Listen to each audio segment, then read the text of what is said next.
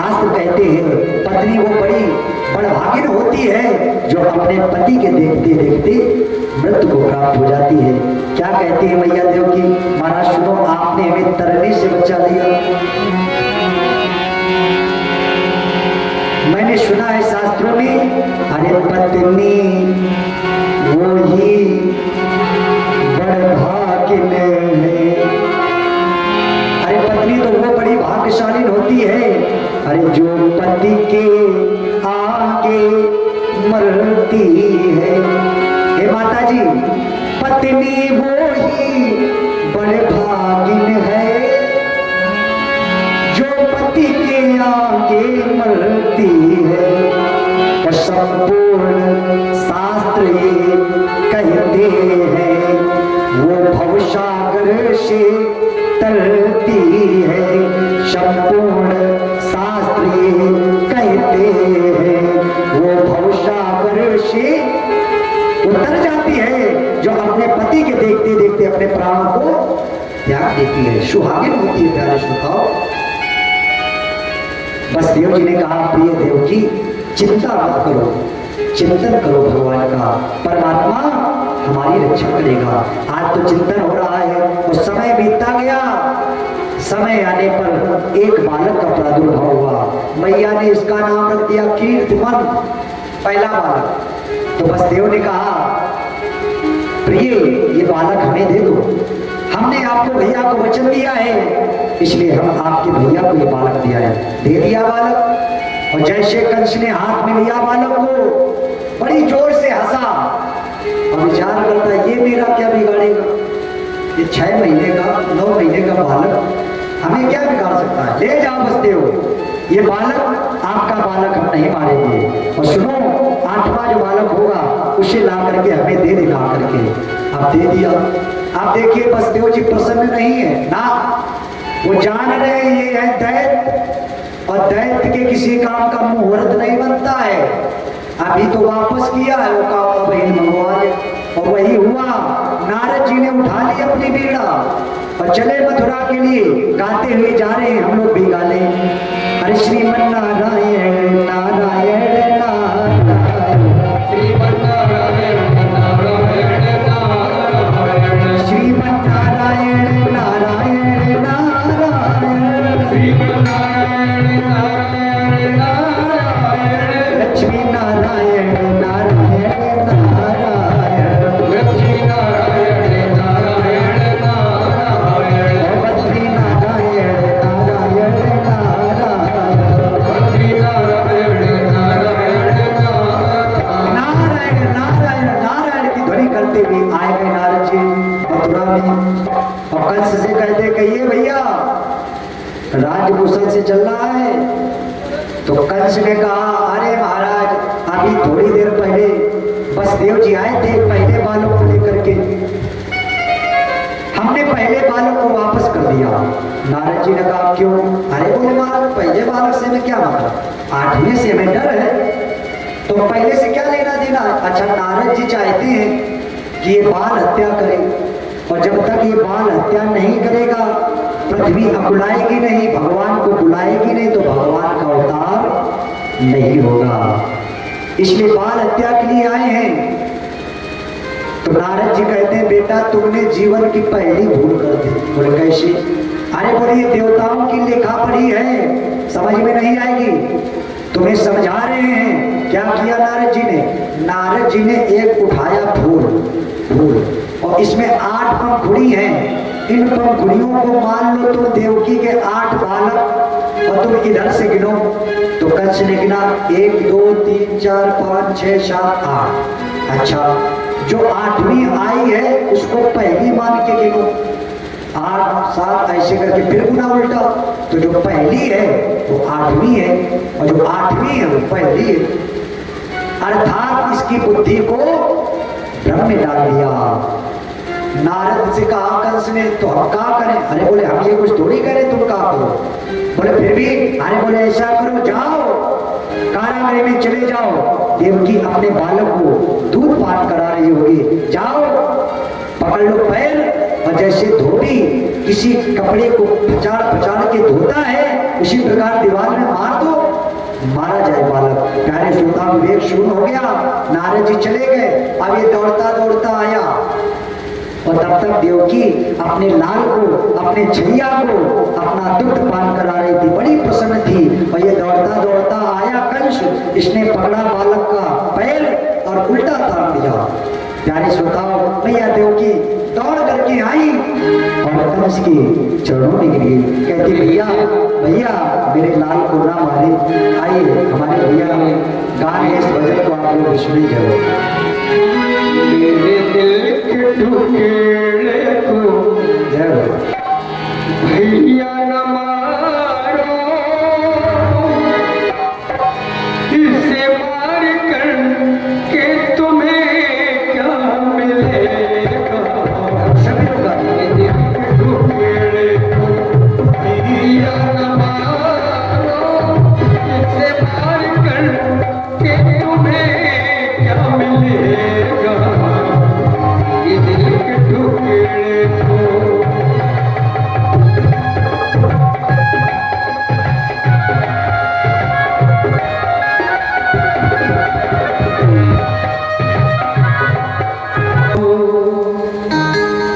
हाँ प्यारे श्रोताओं, आज बहन चिल्लाती रही राखी की तुमने लाज न राखी, और राखी जल करके हो गई राखी। पुकार करती रही लेकिन नीच निराधम पापी आत्ताई कंस नहीं माना और वो रोती रही। एक बार झुमाया और प्यारे श्रोताओं सामने दीवार में तार से पटक दिया। एक चित्कार के साथ में प्यारे श्रोताओं, एक नहीं, दो नहीं, तीन नहीं, चार नहीं, इसने 6 बालकों को इसी प्रकार पटक पटक करके मार दिया। प्यारे श्रोताओं, पृथ्वी अकुलाई नारायण भगवान के पास में प्रार्थना करती है तो भगवान कहते हैं अंसन सहित अवतरे हो आई। है पृथ्वी चिंता मत करो, मैं अपने अंशों के साथ में आकर के तुम्हारे भार को कम करूंगा, अवतार लूंगा। सारे देवता कहते हैं अवतार लो, अवतार लो प्रभु, अब तार लो, अब तार लो। भगवान के सभी पुकार कर रहे हैं। सभी लोगों ने जैसे पुकार की तो बोले अभी कुछ बाकी है। क्या बाकी है? इन्होंने पहले भेजा बलराम जी को गर्भ में, और बलराम जी जब गर्भ में आए तो भगवान ने विचार किया ऐसा तो होना हुए, ये आतताई पापी है, भगवान प्रकट होंगे बलराम जी और ये करेगा अत्याचार। अब ऐसा ना हो तो हमारे आमद पे लेकर निपटा दें बलराम जी। तो बोले क्या करें? बोले ऐसे आइटम को हमको वहां से हटाओ और दूसरे के गर्भ में डालो। तो बुलाया माया को और कहा जाओ मृत लोक में चली जाओ और कंस की कारागार जेल में चली जाओ। माया ने हाथ जोड़े, परीक्षित जी केलर पर ध्यान न दो, ध्यान दो, तुम तो ऐसा न करो, तुम्हारे सारे तो गाड़ी चल रही है। भाई केला भाई देखने कौन वाला पंडित जी हमें क्या है, कौन वाला उनका क्या है। अरे सब तुम्हारे लिए है, पंडित जी नहीं लीजिए। आज माया ने कहा भगवान हमने ऐसा तो कोई काम किया नहीं जो हमें जेल जाना पड़े। भगवान ने कहा अगर परोपकार की भावना से अगर तुम्हें जेल भी जाना पड़े तो सहजता से चले जाना चाहिए और जाओ वहां से गर्भस्थ शिशु को निकालो और इधर नंदगांव में मैया रोहिणी के क्षेत्र में पहुंचा दो। कहना का देर हुआ, इधर से निकाला और उधर पहुंचा दिया। भगवान ने आशीर्वाद दिया जाओ आगे चल करके कलयुग में तुम्हारे साल में 2 बार पूजा होगी, 2 बार नहीं 4 बार। परीक्षित जी नवरात्रि 4 बार आती है, 2 आती है जागृत और 2 आती है गुप्त। 2 नवरात्रि ऐसी हैं कुआर वाली, चैत्र वाली, जिनको हम लोग जानते हैं, और 2 नवरात्रि ऐसी है जो गुप्त होती हैं, एक माघ के महीने में आती है। 4 नवरात्रि हैं और तुम्हारे नाम होंगे 9। कौन कौन सी मैं आपको बता रहा हूँ भैया कि 9 रूप कौन कौन है। सुनिए भैया, प्रथमम शैलपुत्री चा, पहला मैया का रूप है शैलपुत्री का। प्रथमम शैलपुत्री चा, द्वितीयम ब्रह्मचारिणी, तृतीयम चंद्रघंटेति, कांडेति चतुर्थकम पंचमम स्कंदमादेति षष्ठम कात्यायनेति च सप्तमम कालरात्रि महागौरीति चाष्टमम नवमं सिद्धिदात्री च नवदुर्गा प्रकीर्तिता उत्तानेतानि नामानि ब्रह्मणैव महात्मना।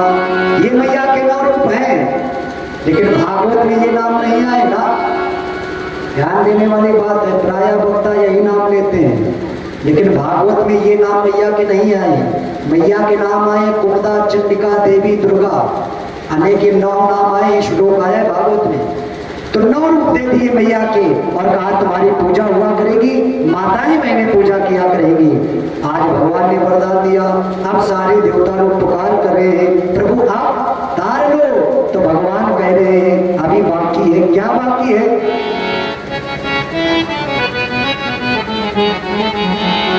अरे राक्षसी पूतना का और दुग्धपान अभी बाकी है।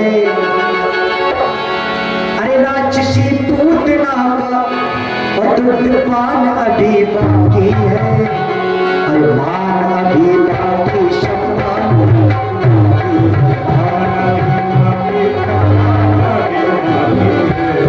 अभी बाकी, सम्मान अभी बाकी है।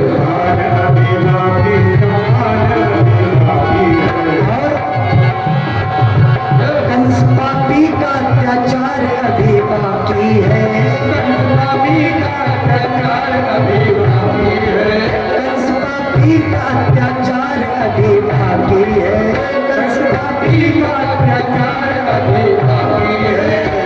अरे मान अभी बाकी, सम्मान अभी बाकी है। अभी बाकी, सम्मान अभी बाकी है।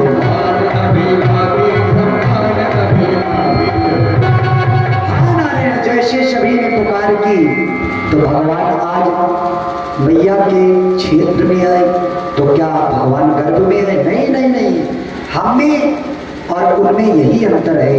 जीवात्मा गर्भ में जाता है, लेकिन परमात्मा कभी भी किसी माता बहन के गर्भ में नहीं जाता है, क्योंकि वो अजन्मा है, उसका जन्म नहीं होता है। तो हमारा जन्म होता है, मरण होता है। हमारे 2 ही तो दिन है, एक जन्मदिन और एक मरण दिन, और बाकी बीच वाले सब ऐसे दिन है।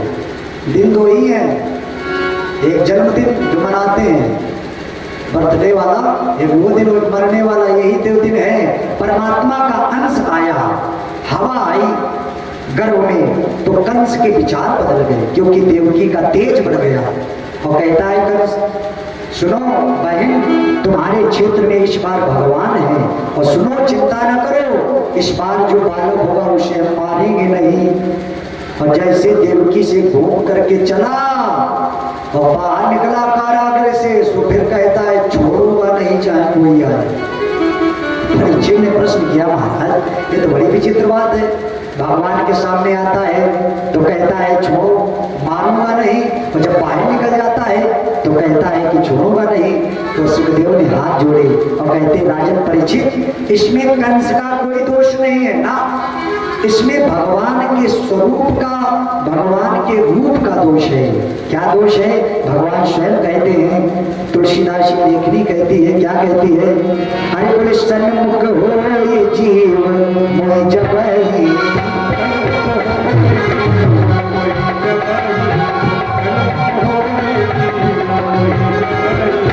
सन्मुख हो ये जीव मोहि जबहि।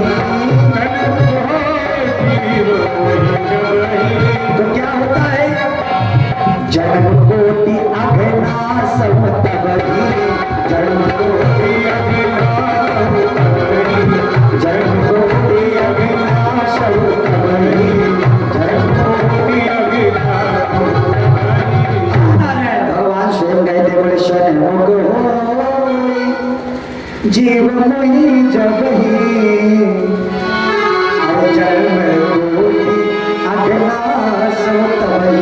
अरे कितना भी पापी पातकी क्यों ना जीव हो, अगर परमात्मा के सामने चला जाता है तो परमात्मा कहते मैं उसे निर्बल बना देता हूँ, उसके विचार बदल जाते हैं। आज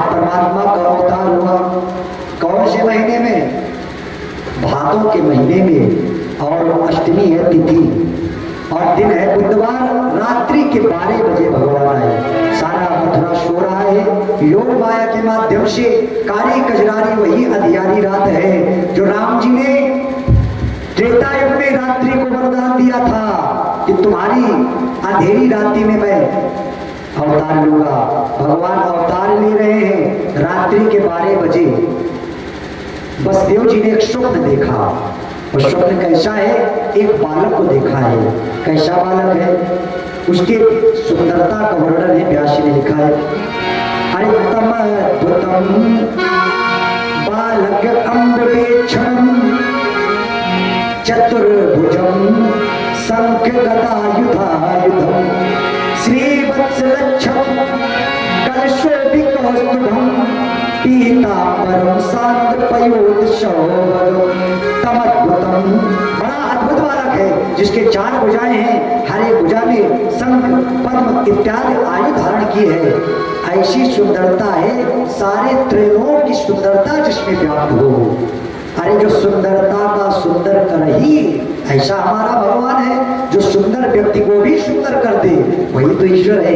और देखा तब तक क्या हुआ, वो बालक दौड़ता दौड़ता भैया देवकी के पास चला गया। अब देवकी को जगाया, प्रिय उठो,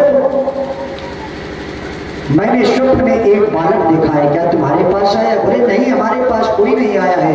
दोनों सो गए और जैसे सोए तो क्या हुआ, उसी समय भगवान ने अवतार ले लिया है।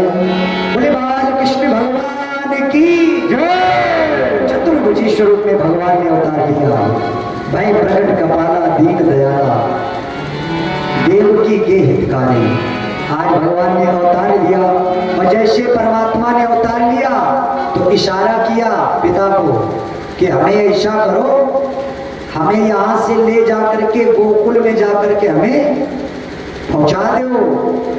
तो बस देव जी ने हाथ जोड़े, महाराज हमारे हाथों में हथकड़ी, पैरों में बेड़ी है, क्या करें, कैसे पहुंचाए? भगवान ने कहा अरे पिताजी यही तो आपका मोह है।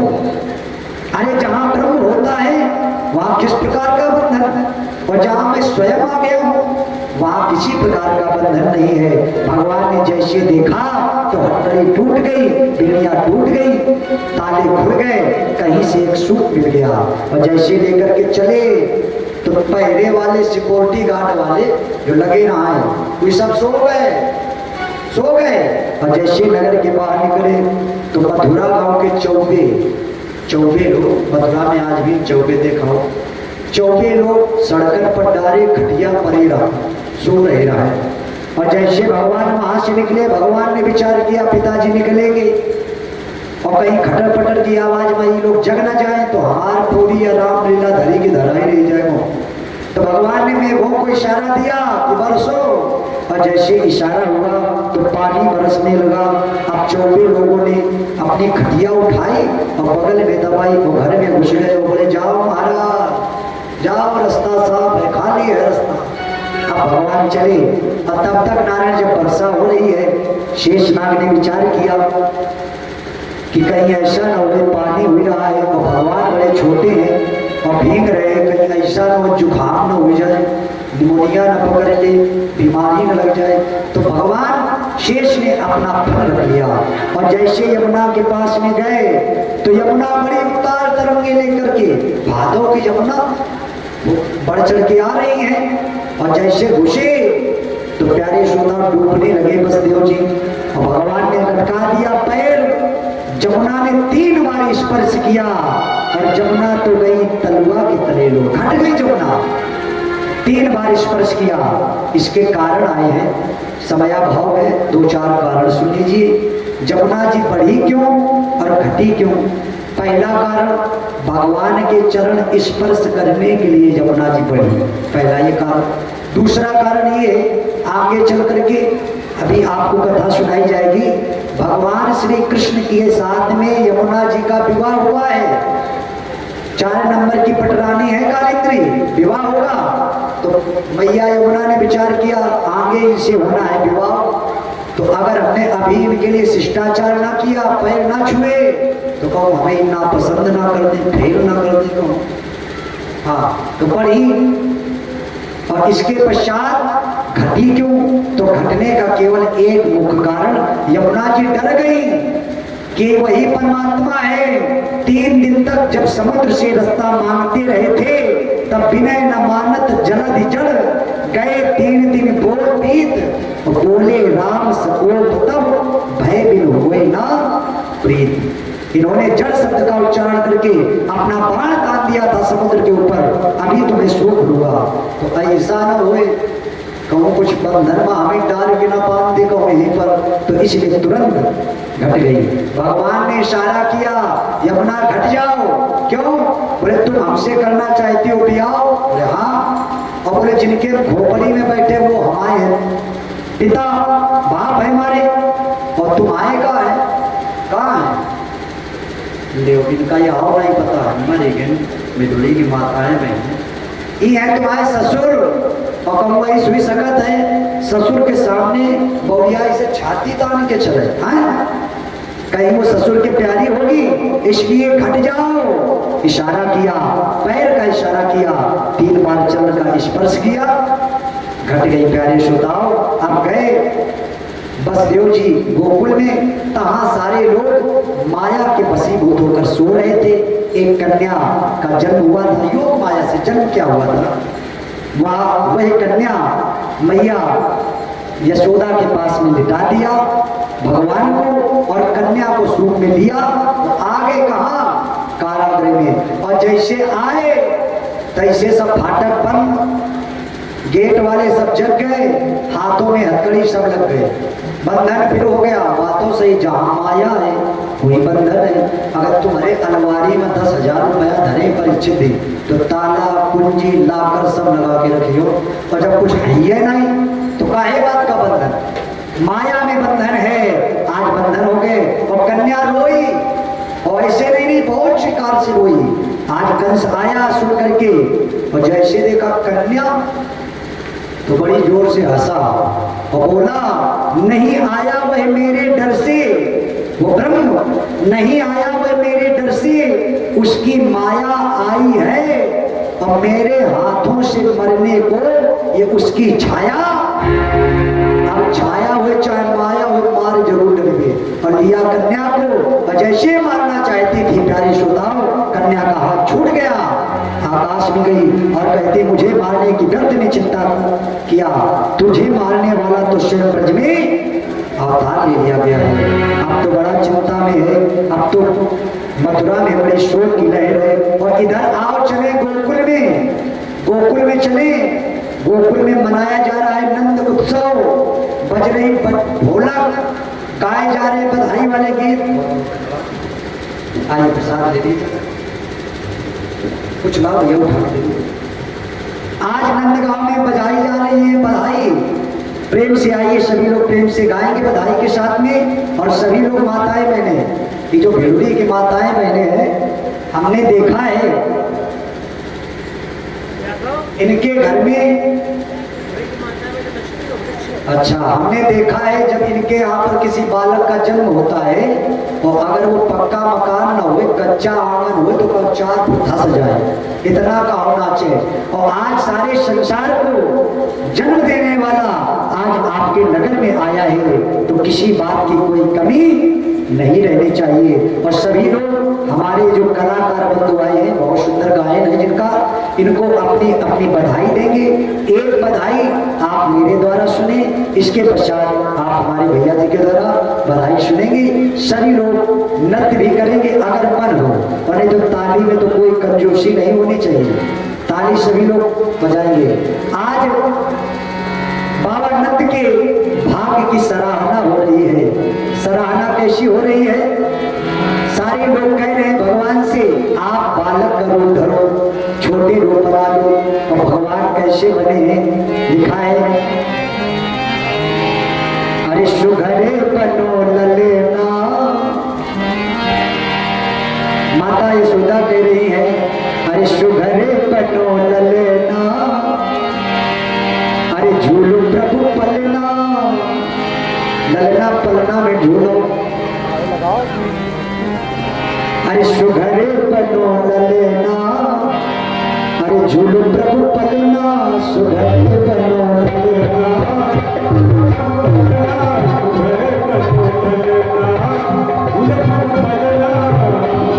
सुघर बनो लेना जुल्म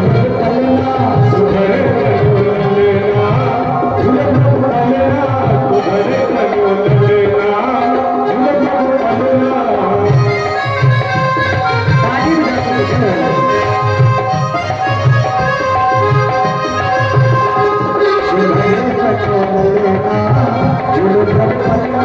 सुघर बनो लेना जुल्म पलना और माता क्या कहती है हम जानते तुम सृष्टि रचावत हम जानते तुम सृष्टि रचावत सृष्टि रचावत सृष्टि रचावत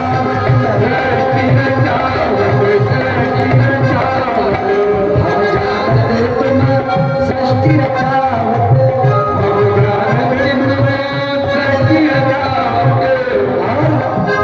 हाँ बालक बन के पड़ेगा तुम्हें पलना जुल्म पलना सुघर बनो लेना सुघर बनो लेना जुल्म पलना सुघर बनो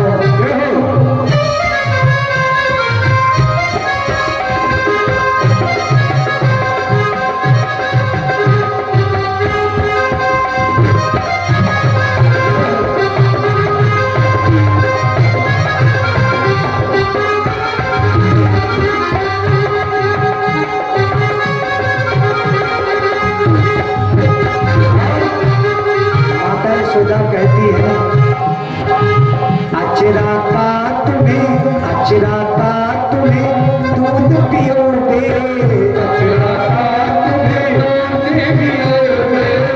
अचरा का तुम्हें दूध पियोगे दूध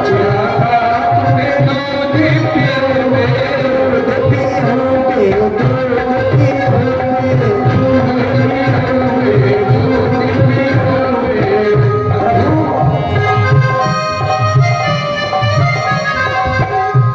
हाँ तब प्रभु तुम जाओगे सब छलना जुल्म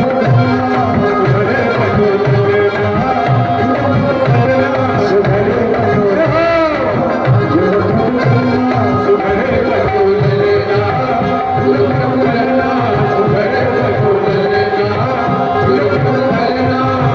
बोलो बाप बिहारी लाल की आइए आप सभी से निवेदन है अब हमारे संजय भैया एक दो बधाई आपको गाएंगे और जो लोग बधाई देना चाहते हैं देखो भैया ये हमारे बाजा वाले बैठे हैं इनको बधाई आप लोग विशेष ध्यान देना हमारे पास न चढ़ाना भले लेकिन इनका ध्यान देना सभी लोग प्रेम से बधाई में इनको बधाई देंगे और जिसका मन है वो नृत्य करेंगे जय हो भैया सुनाओ भैया कोई